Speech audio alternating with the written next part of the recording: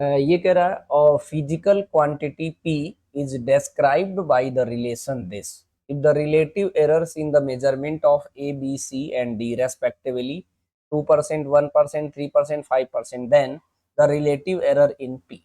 ठीक है, ये P में निकालना है, उसके बाद ऐसे लिखो A, B, C और D, सिंपल लिख लो। A में कितना परसेंट है जी? 2% है। B में कितना है?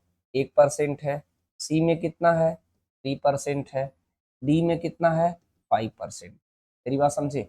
अब इसमें P को निकालने के लिए करना क्या होता है, जो भी आपका फॉर्मूला एक्सप्रेशन दिया है उसके पावर से मल्टीप्लाई करके डायरेक्ट ऐड कर दो, आंसर आ जाएगा। ठीक है, तो इसका पावर A का कितना है? 1/2, तो 1/2 से करो। B का पावर 2 है तो 2 से मल्टीप्लाई करो। C का पावर 3 है तो 3 से मल्टीप्लाई करो। D का पावर 4 है तो 4 से मल्टीप्लाई करो। बहुत सारे बच्चे थोड़े से पावर माइनस देख के कंफ्यूज होते हैं, लेकिन एक बात आप ध्यान रखना कि एरर को हमेशा ऐड करिएगा, कभी माइनस गलती से नहीं करिएगा, नहीं आंसर गलत हो जाएगा आपका। एरर हमेशा ऐड होता है, तो इन सबको क्या करना है जी? आपस में ऐड करना है। क्या करना है? ऐड करना है। मेरी बात समझे कि नहीं? ऐड। ठीक है, ये 2 से 2 कट करेंगे तो 1 हो जाएगा, ये 2 हो जाएगा, ये 9 हो जाएगा, और ये कितना हो जाएगा? 20 हो जाएगा। 9 1 10 20 और 10 30, तो 32% आएगा। तो इसे ओरल करा जा सकता है। डी ऑप्शन करेक्ट है। हम सारे क्वेश्चन को प्रॉपरली एक्सप्लेन कर रहे हैं, आसान वाला भी, क्योंकि ये कोई भी बच्चा कर सकता है सिस्टमेटिकली। अगर आपको कोई कंफ्यूजन क्रिएट होता है तो ये नहीं कि ये क्वेश्चन के सोल्यूशन छूट गया है, मैं A to Z के सोल्यूशन आपके साथ प्रोवाइड करूंगा। इसमें कह रहा कि your student measure the time period of 100 oscillations of a simple pendulum 4 times the data sets 90, 91, 95, 92. If the minimum division in the measuring clock is 1 second, then the reported mean time should be। मेरी बात समझ रहे हो? तो देखो, एक चीज तो क्लियर है, 92 92 सब में दिया है। तो जो ट्रू वैल्यू होता है, देखो ये दिमाग लगा के पेपर देना, ये टी मीन जो होता है हमारा, टीएम लिख रहा हूं, ये होता है T1 plus T2 plus T3 plus T4। ठीक है, डिवाइडेड बाई 4। तो ऐड करो जरा, 90 plus 91 plus 95 plus 92 divided by 4। इसको क्या करना है? डिवाइड। इसको कैलकुलेशन इसका मेरे साथ ध्यान से देखना। इसे मान लो 90 90 90 90 मान लो, तो 9 4 जा कितना होगा? 36। ठीक है, तो ये कितना हो जाएगा? 360, और 5 6 और 6 2 8 ऐड करो, तो ये कितना हो जाएगा? 368 हो जाएगा। होगा कि नहीं? अब इसको डिवाइड कर दो 4 से, ऐसे लिख के ऐड कर दो या करके, 368 डिवाइडेड बाई 4। इससे कट करोगे तो 9 होगा, और 4 से 2 कट करोगे तो 92 होगा। इसे कोई भी सॉल्व करने में अपना टाइम बच्चा वेस्ट ना करे। अगर इस तरीके के क्वेश्चन आता है, खुद देखो, यहाँ पे भी 92, यहाँ पे भी 92, यहाँ पे भी 92, यहाँ पे भी 92। मैं तो एक्सप्लेन करके इसलिए बता दे रहा हूँ कि आपको कोई कंफ्यूजन ना हो, लेकिन पेपर में आप सॉल्व गलती से मत करना। पता चले आप इसको ऐड करके डिवाइड कर रहे हो तो आपका टाइम नुकसान है। तो खुद ही दिया है, यानी हमें जरूरत इसमें किस चीज का है जी? डेल्टा टी के निकालने का सबसे सख्त जरूरत है ना? उसको निकालते कैसे हैं? डेल्टा टी एम अगर निकालोगे तो क्या होता है? टी एम माइनस 1 का mod plus dash dash dash, direct लिख दे रहा हूँ, टी एम माइनस T4 का मॉड डिवाइडेड बाई 4, क्योंकि इसको माइनस में कभी गलती से नहीं लेना है, समझे कि नहीं? तो कितना हो जाएगा जी? 92 में से सब्ट्रैक्ट करना है, एक बार 90 सब्ट्रैक्ट करना है, और दोबारा 92 में से 91 को, ये तो ओरल हो जाएगा लेकिन मैं फिलहाल लिख रहा हूँ, 92 में से 95 को सब्ट्रैक्ट करो, प्लस 92 में से 92 को सब्ट्रैक्ट करो, और किससे डिवाइड करो? 4 से। तो ये तो ओरल नहीं हो जाएगा जी, 92 में से 90 सब्ट्रैक्ट करो, माइनस लेना ही नहीं है, तो टेंशन किसी बात का है नहीं, क्योंकि एरर हमेशा ऐड होता है। तो ये कितना आ जाएगा? 2, और ये कितना हो जाएगा? 1, और ये कितना हो जाएगा? 3, और ये कितना, तो ये तो 0 हो गया, डिवाइडेड बाई 4। तो ये कितना हो जाएगा हमारा? 6/4। ये कट करो 2 से तो 3, और ये 2, 3/2, 3/2 मतलब 1.5, 1.5 समझे? अब इसमें क्या है हमारा, अब इसका ध्यान से देखना।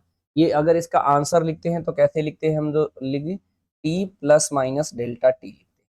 तो यहाँ कितना आएगा हमारा? 92 और प्लस माइनस, इसको राउंड ऑफ करना पड़ेगा। 5 है को हटाओगे बगल में ऑड है तो एक ऐड करना पड़ता है, तो ये 2 हो जाएगा। ऐसा करा क्यों, ध्यान से समझना। एक्चुअल में ये 1.5 सेकेंड है, लेकिन लीस्ट काउंट तो 1 सेकेंड है ना, तो एक ही सिग्निफिकेंट फिगर में आंसर भी आपको लिखना पड़ेगा। मेरी बात समझ रहे हो? तो ये हमारा डेल्टा टी कितना हो जाएगा जी, 2 हो जाएगा सिंपली।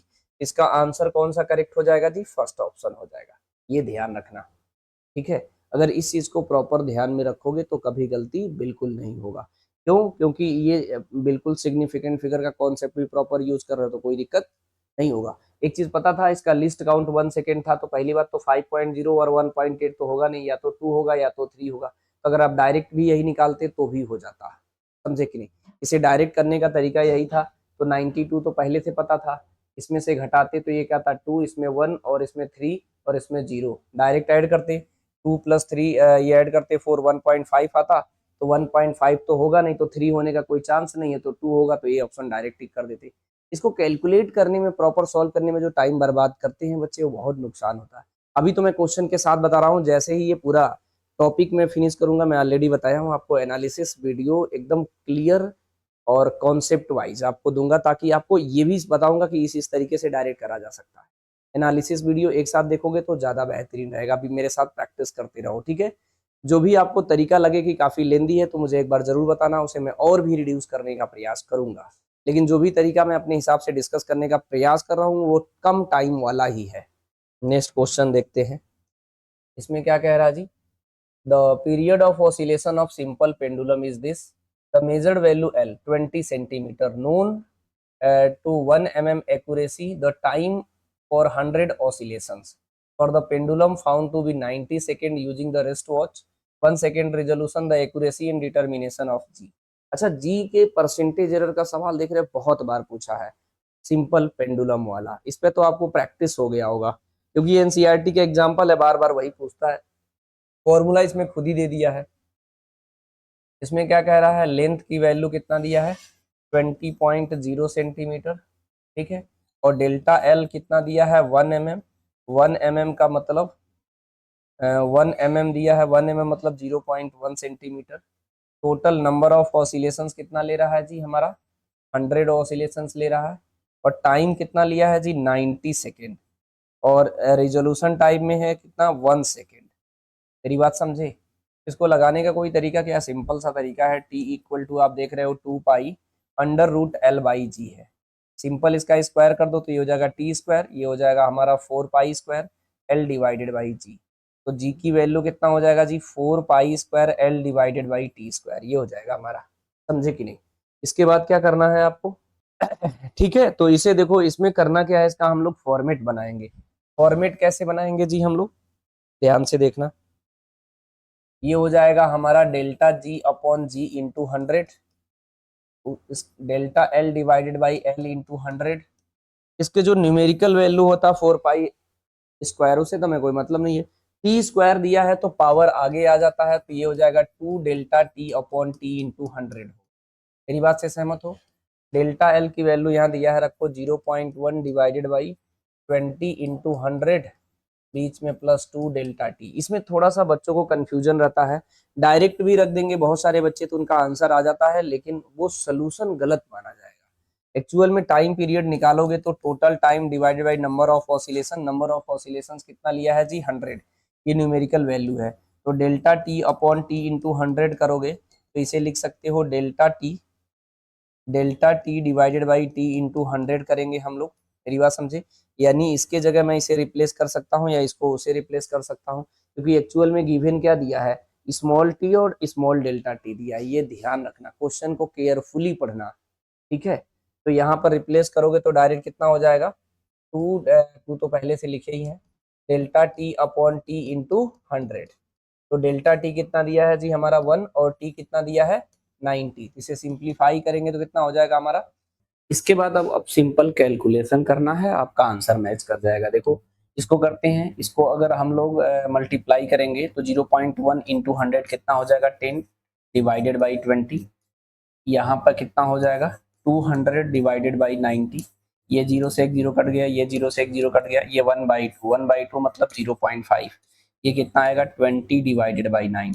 इसे डिवाइड करोगे तो 2.222 समथिंग आएगा, इसे ऐड करोगे तो कितना आ जाएगा 2.72 समथिंग आएगा। तो इसे अप्रोक्सीमेटली कितना परसेंट ले सकते हैं 3%, क्योंकि 2.7% कोई आंसर तो है नहीं, तो इसे राउंड ऑफ करके हम लोग डी ऑप्शन को टिक करेंगे। ठीक है, तो हमारा डी ऑप्शन क्या हो जाएगा, करेक्ट हो जाएगा।